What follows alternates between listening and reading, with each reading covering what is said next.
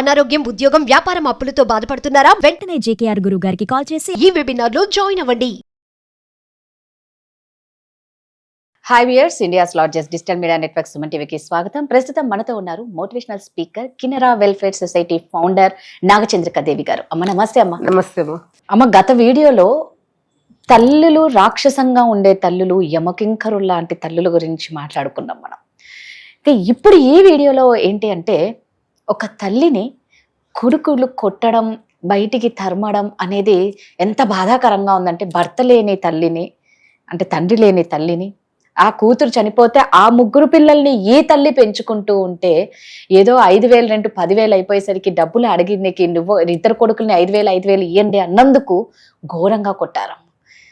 ఏందమ్మా, ఈ తల్లిని తలుచుకుంటే ఒకలాంటి బాధ వేస్తుంది, ఆ తల్లులను తలుచుకుంటే అసహ్యం వేస్తుంది, ఇలాంటి తల్లుల్ని తలుచుకుంటే బాధ వేస్తుంది. అసలు తల్లి అంటే ఏంటమ్మా, అమ్మ అంటే? ఇప్పుడు దీన్ని మనం చూసిన దాన్ని బట్టి పిల్లలు కూడా బాధ్యత లేకుండా ప్రవర్తించారు. ఎందుకంటే కూతురు చనిపోయినప్పుడు, అల్లుడు చనిపోయినప్పుడు ఆ పిల్లలను ఆమె రోడ్డు మీద వేయలేదు కదా. ఆమె అసలు జనరల్గా అయితే ఈ కొడుకులే ఆ పిల్లలను, అక్క పిల్లలు కాబట్టి తీసుకొని అమ్మ అంతా ఇంట్లో పెట్టుకుంటే ఆ పిల్లల్ని కూడా చక్కగా పెంచుకోవచ్చు, వాళ్ళు చదువుకుంటారు. ఆలోచన ఎందుకు లేదు అని అనిపించింది నాకు కూడా చూస్తే. అసలు ఇదే కాదు రాదా, నేను ఇంతకుముందు ఒక షూట్, ఏది మన శ్రీహరి గారు తమసోమ అసతోమ సద్గమయ్య, తమసోమ జ్యోతిర్గమయ్య అని చెప్పేసి ఒక షూట్ పెట్టినారు. ఆయన ఇలాంటి వాళ్ళని అందరినీ వెతికి తీసుకొచ్చి మాట్లాడించేవారు అనమాట. అప్పుడు నాకు ఇంటర్వ్యూ చేశారు నన్ను ఆయన. ఆ టైంలో ఒకటి విన్నా నేను. ఒక పెద్ద ఆవిడ వచ్చారు, 95 సంవత్సరాల ఆవిడ. ఎవరు ఆవిడ అని అడిగితే, ఒక ఆమెను వరంగల్ దగ్గర 90 సంవత్సరాలు ఆమెకు 4 కొడుకులు పెంచి పెద్ద చేసింది. అంతే వాళ్ళు జాబులు చేస్తున్నారు, చిన్న చిన్న జాబులే అనుకో. 4 కలిసి ఆమెను తీసుకొచ్చి రాత్రిపూట ఒక కాలువ దగ్గర పడేసి వెళ్ళిపోయారంట. కాలువ దగ్గర ఆమె 3 days ఆ కాలువ దగ్గర ఉంది. ఎవరో చూసి దాన్ని పోయే వాళ్ళు చెప్తే ఒక ఓల్డేజ్ హోమ్ వాళ్ళు వచ్చి ఆమెను తీసుకొని వెళ్ళారు. లేకపోతే ఆవిడ అక్కడ చనిపోయింది. అసలు తల్లికి కానీ తండ్రికి కానీ ఆ వయసులో కావాల్సింది ఇంత ప్రేమ, ఇంత భోజనం తప్ప వాళ్ళు ఏమీ అడగరు. కానీ ఒక్క తల్లి 4 పిల్లల్ని పెంచింది, కానీ 4 పిల్లలు కలిసి ఒక తల్లిని పెంచలేకపోతారు.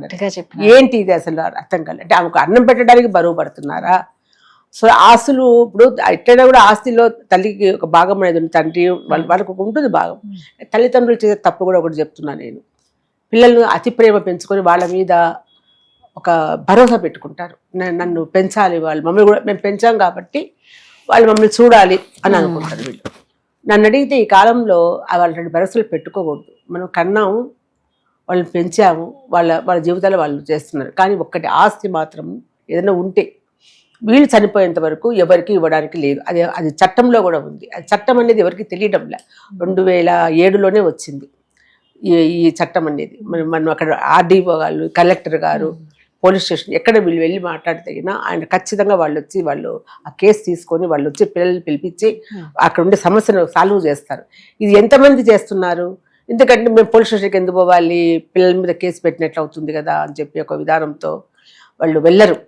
వాళ్ళు చేసి హెరాస్మెంట్ భరిస్తారు తప్ప అది వెళ్ళరు. ఇంకోటి కూడా, ఎప్పుడు కూడా వీళ్ళ దగ్గర ఉండేది వాళ్ళు ఎవరికి ఇవ్వకూడదు. వాళ్ళు చదివినంతరమే. రేపు హాస్పిటల్లో పడితే ఎవరు చూస్తారు? ఇప్పుడే చూడడంలో మంచినీళ్ళు ఇవ్వడంలే వాళ్ళు. అట్లాంటిది అది సెల్ఫ్, ఇది మనం పెట్టుకోవాలి. అతి ప్రేమతో ఉండేదంతా కొడుకులకి ఇచ్చేసి, భాగాలు పంచేసి, నాకు ఇచ్చేసేయాలంటే ఇచ్చేసి మనం ఎట్లా బతకాలా? ఆ తర్వాత భార్యాభర్త బట్టల మూట భుజాన్ని వేసుకొని రోడ్డు మీద పడుతున్నారు.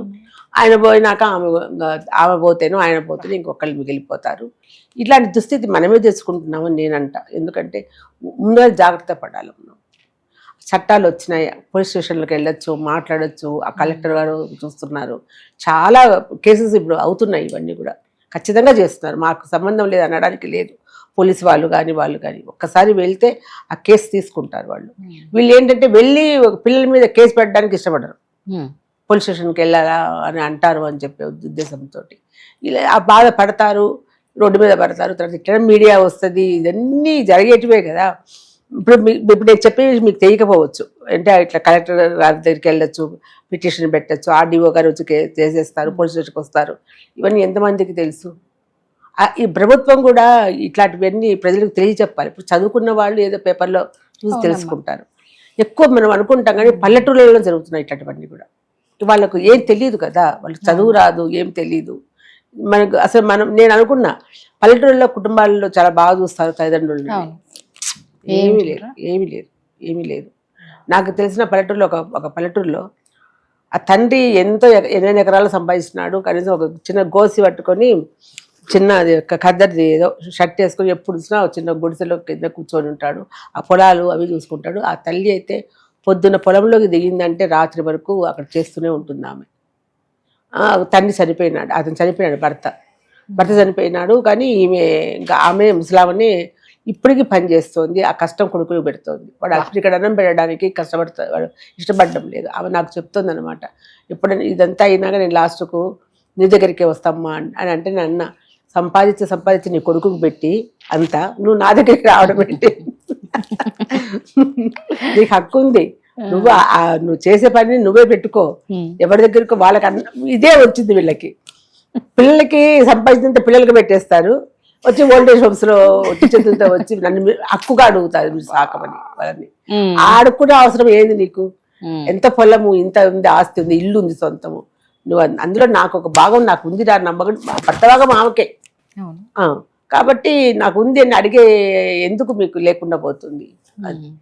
కొడుకులు ఇప్పుడు 2 పక్కలా ఉన్నాయి. కొన్ని చూస్తే కొడుకులు హరాజ్ చేసే వాళ్ళు ఉన్నారు, పిల్లలు తల్లిదండ్రులు ఏం చేసే వాళ్ళు ఉన్నారు. ఇది అంతా ఎందుకు పోతుందంటే ప్రేమానురాగాలు, బాధ్యతలు ఏమీ లేకుండా పోయినాయి. నాకెందుకు అని అయిపోయినాం మనం, అంతే తప్ప. అసలు ఇంకోటి కూడా నాకు నవ్వు వస్తుంది. మనిషికి ఇప్పుడు నన్ను అమ్మ అని పిలిస్తే ఎంతో ప్రేమ బాగుంటుంది అని లోపల నుంచి వస్తుంది అనుకుంటాం కదా. ఇప్పుడు పిలుపులు విన్నావా నువ్వు? అమ్మ అనేది మమ్, డాడ్, తర్వాత బ్రో అన్నాను, బ్రో. తర్వాత ఇప్పుడు ఇంకోటి వచ్చింది కదా, అది సంక్రాంతి వస్తున్నారని, దాంట్లో ఏమంటారు ఆమె బా నిజమే. అసలు ఈ పొట్టిగా పిలుచుకునే పిలుపుల్లో నీకు ఎక్కడో ప్రేమ వస్తుందా? నాది అనే బంధం వస్తుందా? లేదు కదా. అమ్మ నాన్న అంటే నాది, అక్క నాది, ఆ వదిన, అన్న, మామ, అత్త, ఎంత ప్రేమ వస్తుందో అట్లా. ఆ ప్రేమలు, ఆ మాటలు, ఆ పిలుపులు అన్నీ పోయినాయి. అంత ఆధునికంగా ఏదో మరి ఈ పిలుపులు ఎట్లా వస్తున్నాయో నాకు అర్థం కావడం లేదు. అంటే సినిమాలలో చూసి నేర్చుకుంటున్నారా, టీవీ సీరియల్స్ చూసి నేర్చుకుంటున్నారా? ఇప్పుడు టీవీ సీరియల్స్ మీద పడుతున్నారు. టీవీ సీరియల్స్ ఇట్లా చేస్తున్నాయి, అట్లా చేస్తున్నాయి, చూసి అన్ని నేర్చుకుంటున్నారు. వాళ్ళు నీకు చెప్పలేదు నేర్చుకోమని. దాంట్లో మంచి తీసుకో, ఆ చెడు ఎందుకు నువ్వు తీసుకుంటావు? చెడుగా చూపిస్తావు, అలా చేయకూడదు అనేది నేర్చుకో.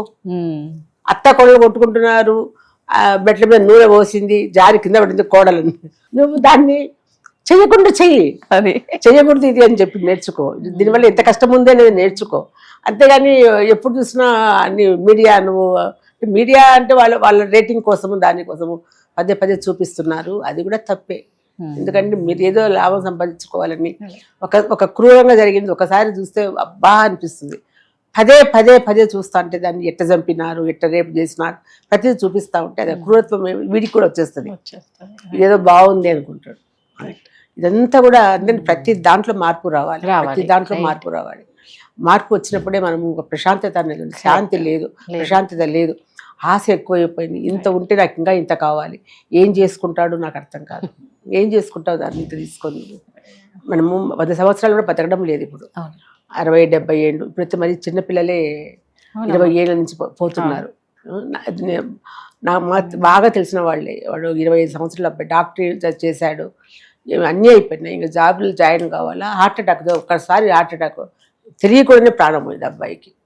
వాళ్ళని ఒక్కడే కొడుకు, బోల్డ్ ఆస్తి ఉంది, పొలాలు ఉన్నాయి, అన్నీ ఉన్నాయి. ఇప్పుడు ఎవరికి పెట్టాలా? అంతే కదమ్మా. ఏమనుభవిస్తున్నారు?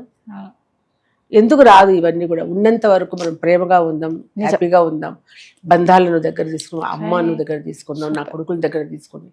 ఒక ఫ్యామిలీ మంచిగా ఉంటే ఎంత ఆనందం ఉంటుంది. అది నువ్వు ఒక్కదాని ఉంటే ఎలా ఉంటుంది? అలా ఎందుకు ఆలోచించలేకపోతున్నారు? ఇప్పుడు చూడండి, పెళ్ళైనా కూడా సంవత్సరం వరకు వారు కలిసి ఉంటారని నమ్మకం లేదు. సంవత్సరం అయిపోతే డైవర్స్. పిల్లలు లేకపోతే పర్వాలేదు, పిల్లలు మధ్యలో బలైపోతున్నారు. అన్ని బంధాలు ఎన్ని కూడా ఫ్యామిలీ ఇది లేకపోయినప్పుడే అర్థం తెలియదు, ఆ ప్రేమలు తెలవదు, అర్హత ఏమీ లేదు, బాంధవ్యాలు తెలవవు, అన్నీ కోల్పోతున్నాం అన్నమాట. అది ఇప్పుడు వచ్చిన బాధ. థ్యాంక్ యూ అమ్మా.